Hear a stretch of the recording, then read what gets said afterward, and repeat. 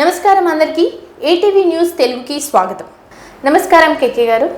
కేసీఆర్ గారు చేసిన పిటిషన్ని కోర్టు కొట్టేస్తుంది కదా, అసలు జరగబోయే పరిణామాలు ఏంటి, ఆ తర్వాత ఏం జరుగుతుంది? తెలంగాణలో విద్యుత్ కొనుగోళ్లు అంటే కేసీఆర్ ప్రభుత్వం వచ్చిన తర్వాత 2014 తర్వాత కేసీఆర్ 10 ఏళ్ల పాలన చేశారు. కేసీఆర్ ప్రభుత్వంలో మొత్తం కూడా విద్యుత్ కొనుగోళ్ల మీద పూర్తి స్థాయిలో విద్యుత్ మీదే దృష్టి పెట్టాడు. ఎందుకంటే 24 గంటల విద్యుత్ ఇవ్వాలి, అసలు కరెంటు పోకూడదు అనే ఉద్దేశంతో మొత్తం అంటే విభజన తరువాత అసలు రాష్ట్రానికి విద్యుత్ ఉండదు అనే వాదనలకి బలం చేకూర్చే వాదన వస్తుంది కరెంటు పోతే. కాబట్టి ఇదంతా ఉండకూడదు అనే దాంతో పూర్తి స్థాయిలో కేసీఆర్ అయితే ఈ విద్యుత్ కొనుగోళ్ల మీద దృష్టి పెట్టారు. దానిలో భాగంగానే ఛత్తీస్గఢ్ నుంచి ఆయన విద్యుత్ కొనుగోలు చేశారు. తరువాత భద్రాద్రి, యాదాద్రి, కొత్తగూడెం థర్మల్ ప్లాంట్లు వీటన్నిటిని కూడా శరవేగంతో నిర్మాణం చేశాడు. కాబట్టి వీటన్నిటితో కూడా మొత్తం కూడా అంటే 10 సంవత్సరాల పాటు విద్యుత్ సరఫరాలో ఎలాంటి అంతరాయం లేకుండా కూడా కేసీఆర్ చేశాడు. కాబట్టి అయితే దీంట్లో భారీ ఎత్తున అక్రమాలు జరిగాయనేది అయితే ఇప్పుడు ప్రజెంట్గా వచ్చిన కాంగ్రెస్ ప్రభుత్వం వాదన. దీనిని ఒక నిజ నిర్ధారణ చేయాలి అనే దాని మీద జస్టిస్ నరసింహారెడ్డి ఏకసభ్య కమిషన్ అయితే ఏర్పాటు చేయడం జరిగింది. అయితే ఇక్కడ అంటే ఇప్పుడు మొత్తం కూడా కాళేశ్వరం ప్రాజెక్టు కానీ వీటన్నిటి మీద కూడా ఒక్కొక్క కేసీఆర్ చేసిన పనులన్నిటి మీద అవకతవకలన్నిటి మీద కూడా దర్యాప్తు చేస్తూనే దానిలో భాగంగానే ఇక్కడ విద్యుత్తులో జరిగిన విద్యుత్తు కొనుగోళ్లు, తర్వాత థర్మల్ ప్లాంట్ల నిర్మాణం వీటన్నిటిలో కూడా అవకతవకలు జరిగాయి. కానీ దాంట్లో నరసింహారెడ్డి ఏకసభ్య కమిషన్ వేసింది, జస్టిస్ నరసింహారెడ్డి.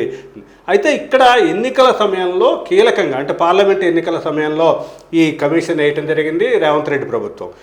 తర్వాత అదే టైంలో అక్కడ మొత్తం కూడా ఈ విచారణ అయితే నరసింహారెడ్డి కమిషన్ జస్టిస్ నరసింహారెడ్డి అయితే మొత్తం ఆ విచారణ సాగించారు. దీంట్లో భాగంగానే అప్పటి ముఖ్యమంత్రిగా ఉండి విధాన నిర్ణయాలు తీసుకున్న కేసీఆర్ని కూడా తగిన వివరణ కోరటానికి జస్టిస్ నరసింహారెడ్డి అయితే ప్రయత్నించారు. అయితే ఎన్నికల సమయం నేను ప్రచారానికి వెళ్ళాలి కాబట్టి నేను ఇప్పుడు మీ ముందు హాజరు కాలేను అనేది అయితే అంటూ కేసీఆర్ అయితే అక్కడ రిజెక్ట్ చేయడం జరిగింది. తరువాత కూడా బహిరంగ లేఖ రాస్తూ మొత్తం కూడా ఆ కమిషన్ ఏర్పాటే తప్పు అనేదైతే కేసీఆర్ వాదన చేశారు. దానిలో భాగంగానే కేసీఆర్ హైకోర్టులో పిల్ దాఖలు చేయడం జరిగింది. ఎందుకు అసలు విద్యుత్తు కొనుగోళ్లు కానీ ఒప్పందాలు కుదుర్చుకోవటానికి థర్మల్ ప్లాంట్లు ఏర్పాటు చేయడానికి వీటన్నిటికీ కూడా ప్రభుత్వానికి హక్కు ఉంటుంది. కాబట్టి దాంట్లో అవకతవకలు ఏముంటాయి, వాటినన్నింటి మీద ఒక కమిషన్ ఏర్పాటు చేయడానికి ప్రస్తుత గవర్నమెంట్కి హక్కు లేదు, ఆ కమిషన్ ఏర్పాటే తప్పు అనే విధంగా మొత్తం కేసీఆర్ వాదన వినిపిస్తూ హైకోర్టులో పిల్ చేశారు. అయితే శుక్రవారం నాడు అంటే 2 రోజుల ముందు శుక్రవారం నాడు దీని మీద పూర్తి స్థాయిలో వాదనలు అయితే జరిగాయి. ఇక్కడ కేసీఆర్ తరఫున సుప్రీంకోర్టు న్యాయవాది వాదించారు. తరువాత ఇక్కడ అడ్వకేట్ జనరల్ సుదర్శన్ రెడ్డి మొత్తం ప్రభుత్వం తరఫున వాదనలు వినిపించారు. అయితే ఇదంతా కూడా శుక్రవారం జరిగిన వాదనలో ఈ మొత్తం అసలు కమిషన్ ఏర్పాటే ఏకసభ్య కమిషన్ ఏర్పాటే అసలు తప్పు, దాని ఎలాంటి అక్రమాలు కూడా జరగలేదు అనేది అయితే పూర్తి స్థాయిలో కేసీఆర్ తరఫున న్యాయవాది వాదిస్తూ వచ్చారు. అయితే దానిని ప్రభుత్వం తరఫున అసలు వివరణ ఇవ్వాల్సిన అవసరం ఉంది, ప్రభుత్వానికి ఒక కమిషన్ వేసే హక్కు కొత్త ప్రభుత్వానికి ఉంది అనే విధంగా మొత్తం కూడా అడ్వకేట్ జనరల్ అయితే వాదించడం జరిగింది. దీన్ని మొత్తం శుక్రవారం నాడు రిజర్వులో ఉంచిన హైకోర్టు జస్టిస్ ఇప్పుడు ఈరోజు తాజాగా తీర్పు వెలువరిస్తూ కేసీఆర్ వేసిన పిటిషన్ని కొట్టివేయడం జరిగింది. దాంతో పాటుగా అసలు కమిషన్ని విచారించే అవకాశం కానీ ప్రభుత్వానికి కమిషన్ ఏర్పాటు చేసే అవకాశం ఉంది. కాబట్టి నరసింహారెడ్డి కమిషను ఈ విద్యుత్ కొనుగోళ్లు ఒప్పందాల మీద విచారణ చేయవచ్చు అనే వ్యాఖ్యలు చేసింది.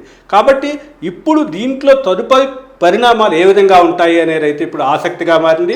పరిణామం ఏ విధంగా ఉంటుంది, మరి కేసీఆర్ గారు దానికి ఎలా స్పందిస్తారు?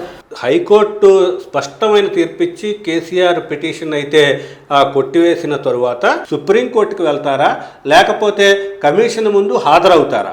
అంటే కమిషన్ ముందు హాజరయ్యి తన హయాంలో జరిగిన వివరణలన్నీ కూడా ఇస్తారా అనేది అయితే సందేహమే. ఎందుకంటే ఇప్పుడు అక్కడ కమిషన్ ఏర్పాటే పూర్తిగా తప్పు అంటూ వాదిస్తూ వచ్చిన కేసీఆర్ కమిషన్ ముందు హాజరుగాటము ఇదంతా కూడా జరిగే పని కాదు. కాబట్టి ఇక తదుపరి ప్రభుత్వం ఏ చర్య తీసుకున్నా కూడా మేము ఎదుర్కోవటానికి సిద్ధమే అంటూ న్యాయపరంగా పోరాటం చేయటానికే కేసీఆర్ అయితే సిద్ధపడే అక్కడ పరిస్థితి కనిపిస్తోంది. ఎందుకంటే మాజీ మంత్రి అంటే మాజీ కేసీఆర్ హయాంలో విద్యుత్ శాఖ మంత్రిగా చేసిన జగదీష్ రెడ్డి కూడా ఒక కమిషన్కి ఒక లేఖ రాయటం జరిగింది. ఎందుకంటే భద్రాద్రి యాదాద్రి ప్లాంట్లతో పాటు మొత్తం కూడా ఇక్కడ ఛత్తీస్గఢ్ నుంచి విద్యుత్ కొనుగోలు చేయటము అవన్నీ కూడా అప్పటి తెలంగాణ కొత్తగా ఏర్పాటైన తెలంగాణ కొత్త రాష్ట్రానికి అవసరాన్ని బట్టి విద్యుత్ కొనుగోలు చేశాము. దాంట్లో ఎలాంటి అవకతవకలు జరగలేదు. దీన్ని ఒక భూతద్దంలో చూసి కొత్త ప్రభుత్వం ఇదంతా కూడా అబాస్పాలు చేయటానికే ప్రయత్నిస్తోంది అనేది అయితే చెప్పడం జరిగింది. అదేవిధంగా ఎలాంటి అవకతవకలు జరగలేదు. 2003 నాటికి అంటే కేంద్ర ప్రభుత్వం విద్యుత్ విధానాన్ని అనుసరించే ఈ ఒప్పందాలన్నీ కూడా జరిగాయి అనేది అయితే క్లియర్ కట్గా ఆయన లేఖ రాయటం జరిగింది. కాబట్టి ఆ లేఖ ద్వారానే కొంత వివరణ తమ వాదన వినిపించే ప్రయత్నం అయితే జగదీశ్వర్ రెడ్డి చేశారు. అంటే జగదీశ్వర్ రెడ్డి చేశారు అంటే బీఆర్ఎస్ తరఫున కేసీఆర్ తరఫునే ఆయన లేఖ రాశారు. కాబట్టి ఇప్పుడు ఆ లేఖని పరిగణలోకి తీసుకుంటారా, లేకపోతే నేరుగా అటు జగదీశ్వర్ రెడ్డి కానీ కేసీఆర్ కానీ పూర్తి స్థాయిలో హాజరై మొత్తం కూడా కమిషన్ ముందు విచారణ చేయాల్సిందే అనేది వాళ్ళకి నోటీసులు జారీ చేస్తారా అనేది అయితే ఇంకా చూడాలి. ఇప్పటికే జారీ చేసిన నోటీసులకైతే కేసీఆర్ స్పందించలేదు. వాళ్ళు ఎట్టి పరిస్థితుల్లో కూడా కమిషన్ ఏర్పాటే తప్పు అనే విధంగా బీఆర్ఎస్ వాదన ఉంది. కాబట్టి భవిష్యత్తులో ఈ రేవంత్ రెడ్డి ప్రభుత్వం ఇంకే స్టెప్ వేస్తుంది అనేది అయితే అందరికీ కూడా ఆసక్తిగా ఉంది. ఏదేమైనా సరే విద్యుత్ కొనుగోళ్లలో అంటే అన్నిట్లో భాగంగానే అక్రమాలు కేసీఆర్ హయాంలో పూర్తి స్థాయిలో అక్రమాలు జరిగాయి. దాంట్లోనే 1 కోట్ల రూపాయల్లో విద్యుత్ కొనుగోళ్లలో కూడా తారుమారయ్యాయి అనే వాదనే ఇటు కాంగ్రెస్ ప్రభుత్వం వినిపిస్తుంది. దీన్ని ఏ విధంగా కేసీఆర్ ఎదుర్కొంటారు, మళ్ళీ న్యాయపరంగానే ఇంకో సుప్రీంకోర్టు పైకోర్టుకి వెళ్తారా అనేది అయితే ఇంకా వేచి చూడాలమ్మా. థ్యాంక్ యూ కేకే సార్, చాలా బాగా వివరణ ఇచ్చారు. కేసీఆర్ గారు నెక్స్ట్ భవిష్యత్తులో ఏం చేయబోతున్నారో కూడా మీరు సగం వరకు చెప్పేశారు. ఇంకా ముందు ముందు ఏం జరుగుతుంది అనేది మనం కూడా వేచి చూడాలి. Thank you so much. ఈ వీడియో మీకు నచ్చితే ఇలాంటి మరిన్ని వీడియోల కోసం మా ఛానల్ని సబ్స్క్రైబ్ చేయండి, లైక్ చేయండి, కామెంట్ చేయండి, షేర్ చేయండి. Thank you.